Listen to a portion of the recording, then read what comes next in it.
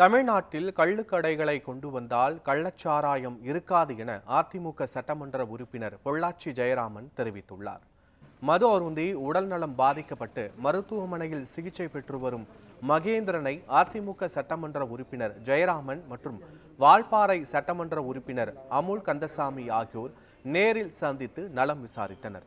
பின்னர் செய்தியாளர்களிடம் பேசிய பொள்ளாச்சி ஜெயராமன், மேற்கு தொடர்ச்சி மலை அடிவாரத்தில் சாராயம் காய்ச்சியதை காவல்துறை தடுக்கவில்லை எனவும், போதைப் பொருட்கள் அதிகம் புழங்குவதால் மக்கள் பாதிக்கப்பட்டுள்ளதாகவும் குற்றம் சாட்டினார்.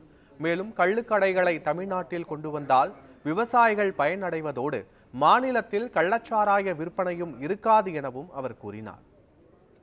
அமைதியான கிராமம், உழைக்கின்ற மக்கள் அதிகம் பேர் வசிக்கிற பகுதி.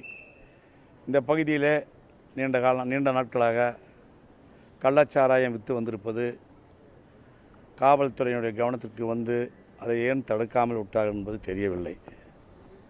மாவடப் என்பது ஆதிவாசி மக்கள் வசிக்கிற ஒரு கிராமம், மலைப்பகுதியில் இருக்கிற ஒரு கிராமம். மாவடப் ஒரு செட்டில்மெண்ட் என்று சொல்லுவார்கள்.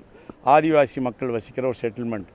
அங்கே இருந்து சாராயம் கொண்டு வந்து இங்கே வாங்கி குடித்ததன் மூலம் இந்த கடுமையான பாதிப்புகள் ஏற்பட்டிருக்கிறது. நாங்கள் இங்கே 4 பேர் உடல்நிலை தேறியவர்கள் 4 பேரை பார்த்தோம்.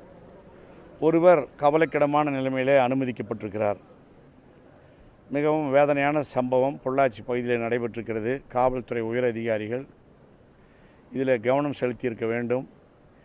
இப்படியான ஒரு சூழ்நிலையில் தமிழ்நாட்டில் எப்படி வெளிநாட்டு தொழில் நிறுவனங்கள் வந்து இங்கே தொழில் தொடங்குவார்கள்? சாதாரண மக்களுடைய உழைக்கும் ஸ்கில் லேபர் என்று சொல்லக்கூடிய உழைக்கும் தொழிலாளர்களுக்கு உயிருக்கு பாதுகாப்பற்ற ஒரு சூழ்நிலை.